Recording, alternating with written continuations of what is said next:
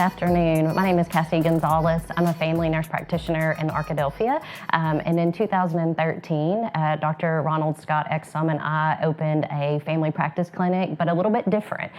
So we did a direct primary care clinic. And so today, that's what I'm going to be discussing with you is direct primary care. So sometimes there's a confusion of direct primary care versus concierge medicine, and to be quite honest, we called our clinic to begin with Compass Concierge because I like the two words to go together, to be honest. So, but then we did a little bit more research and kind of changed our name and rebranded. So what's the difference between direct primary care, we go by DPC, or concierge medicine? So you kind of look at the two slides and kind of have a difference there. So in a DPC clinic, we are not taking insurance. So membership-based model, or kind of like a cash. I say cash very loosely because obviously we mostly take credit cards and health savings accounts and all of that.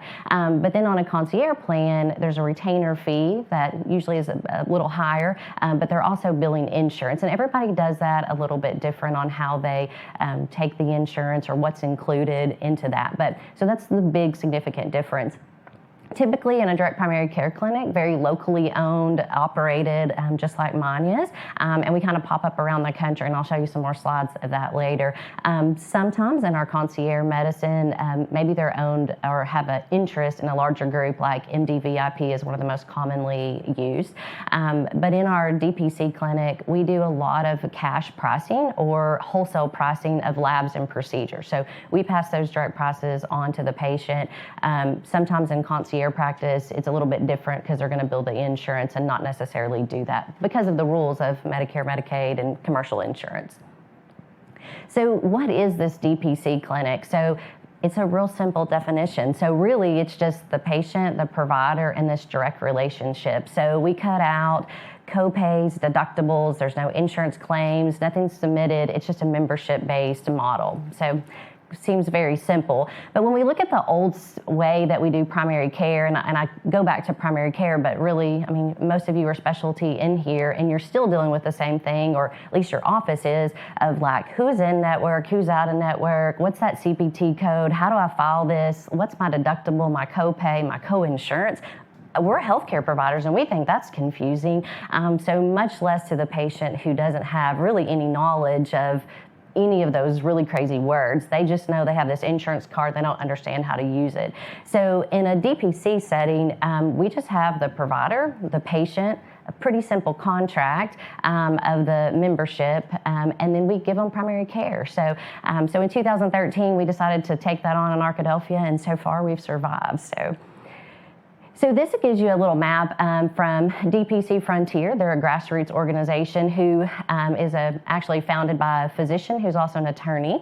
And so he kind of worked on this together so patients or providers could log in, see where clinics were, and click on those and find a provider, or patients could help find themselves a provider. So this is kind of mapped out across the country. So there's about 1,000 clinics represented on this map. So right now, about 250,000 patients take advantage of this program of direct primary care, and that does not include any concierge. So this is you can kind of see color-coded wise, there's pure DPC, there's some hybrid groups in there, and some kind of like other, but overall that's it, and I've put that slide in later with a link. So some typical features of a DPC clinic. So I think patients mostly compliment us on this unlimited access to their provider. So 24/7, we're on call, and that sounds terrible when you say it out loud, but it's really not bad. I think patients have some stake in the game, and so I don't feel like they call us at all hours of the night unless they really need us. And so a lot of times it's just trying to make a decision with a sick kid, or maybe even themselves. Do we go to the ER? Can this wait till tomorrow? What's that dose of ibuprofen I can give my kid safely? So in a family practice setting, I'm not typically woke up in the middle of the night with patients calling. But if I am, it's usually pretty serious and we need to do something, or just reassurance. A lot of times it's just reassurance and patient education to try to keep the ER not so flooded with non-emergent visits. especially extended relaxed visits. So trying to take that patient population from a 2,000 in a normal family practice setting to about 400 or 500. Also that same day, next day service. Our patients are so used to literally pulling up and walking in, they don't know any other way about it. And we're not there today, so we've gotten a little bit of a cough, but they're super nice and can adjust very easily to that. And a lot of things can be done, once again, through that full access technology. So we use the Spruce app as one. It's HIPAA compliant, but a lot of times it's just phone calls. So basic phone calls, emails that we take care of things. So we do work really hard to try to do that personalized annual physical and try to make sure that we're meeting all those things of routine colonoscopies and mammograms, things that we know keep our patient healthy. And then every clinic's a little bit different on how they do diagnostic and procedural benefits at no cost. Like in our clinic, it's EKGs.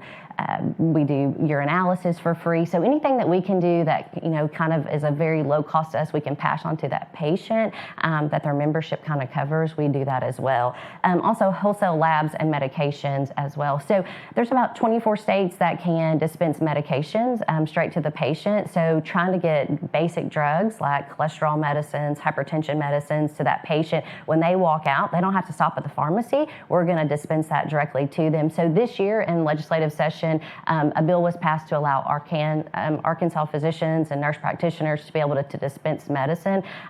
There are some caveats to that of going through your board and applying, but that is something that many of you might be interested in doing, since so many drugs are very cheap if you can buy them in wholesale.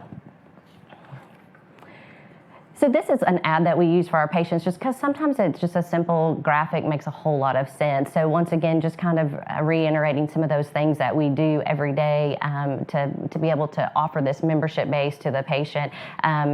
And I'll say that our patients at first were kind of like, why are we paying extra for a membership when I have insurance? And so that's one thing that, we'll kind of go through, but I think that they go back to, they love being able to come in when they want to, and they love the transparency. So it's an affordable healthcare system that's accessible, and that's something kind of hard to find these days. And no matter how hard we try in family practice, I came from a typical family practice setting, but it was still just hard and very overwhelming at times. And so right now it might be a little overwhelming with our COVID influx, but overall it's a very enjoyable situation to be in. In 2017, Arkansas legislature did pass a law that allowed us to continue this relationship with the patient without any insurance intervention or piece of that. So it allows that direct relationship without having to worry about an insurance company coming in. So why this direct primary care? Patients and providers, I think the same, especially providers, like, why would you do this if we're so used to billing insurance? And many times I've questioned myself, but I think this little graphic is kind of funny, but it's very true that insurance just seems to tell us what to do every day. In a DPC setting, we're not always excluded from the insurance world because medications a lot of times go back to cost and trying to figure out how can we get the best medication for the patient the cheapest way. And we still deal with insurance, obviously, for some things and for some scans, even though we try to do a lot of our procedures through cash-based systems or what's the best option for the patient to utilize that. But I do feel like in a fee-for-service system, and I'll call it a hamster wheel for short, we get into this system of seeing patients, and sometimes we're seeing them in family practice at 2,000 to 3,000 patients is our volume. Now we're going to 400 to 500. So you're seeing about 10 patients a day versus 30 to 40 patients a day. So definitely a little bit different on what our volume is. So this is one of our little demographics we use for our patients as well, and the straightforward pricing. So going back to just simple monthly pricing for the patient, for that individual patient. So typically our adults, most adults are about $55 a month, which is like a national average. We're kind of hanging right in that same rate. If they're over 65, we charge them $75, but they can add on kids for $10. Arkadelphia, if you might remember, is 2 college towns. We have Henderson, OBU, so we kind of have this $30 range kind of geared for our college students, and a lot of them take advantage of that, especially moms and dads who want a little extra coverage for their children while they're away at college. And so this has seemed to work out well, and especially with adding those kids in. So for $120, most people can pay that for us to take care of their kids, and we can see them every single day if they need to. We don't normally do that, but we can see them quite a bit for just a cheap $120 a month. A year. So Compass, comparing our price of our service at $55 a month for that adult compared to everything else, so kind of much cheaper than many of our household necessities, I would say. It was once said that DPC is kind of like Netflix. Think of it as that. You pay that low monthly subscription fee, and then you binge on it when you need to. And so, and that's kind of how we see it. Your patient apologized to me the other day. She was like, "I'm sorry, I think our family's a lot." And I'm like, it kind of just goes in waves. One family, and then it kind of goes to the next group of people. And that's how it happens. You binge on it when you need to, and then a lot of times we don't hear from them for a while till their annual physical. So what are some benefits of DPC looking at an employer group? So large and small employers are a great way as a family practice clinic to add a big group of patients to your practice, or small or large group. And so we know with Affordable Care Act that if you're a business owner and you have X number of employees, you have to provide some sort of benefit. So what we learned was if these employers could get a higher deductible plan and then wrap direct primary care with it, it was kind of wraparound service, and it made overall outcomes better. Patients, the employee was happier, healthier, they were going to work, which made the employer happier. So those were some of the things that we look at, but I don't want us to forget about small businesses. In America, we know that small business is the backbone of our economy, and so that has been one of the things we've worked with in the last 2 years with Stevens Incorporated out of Little Rock, with their insurance group, on trying to get some of their small employer groups to add us along with a higher deductible plan. So this is a proof of point that we use from Stevens with Burton Plumbing Service. So Burton Plumbing Service is actually out of Kansas, or Nebraska, I'm sorry. And so they worked with Strata Healthcare, another direct primary care clinic, and utilized those services. So this was a study that they did. And so there's some pretty interesting points, and I'm sorry that the slide looks kind of small and you can't see it, but they offered 2 plans to their employers. So 186 of their employees took a plan that was a $2,000 deductible plan and no direct primary care added to it. 776 employees took the $3,000 high deductible plan and added DPC.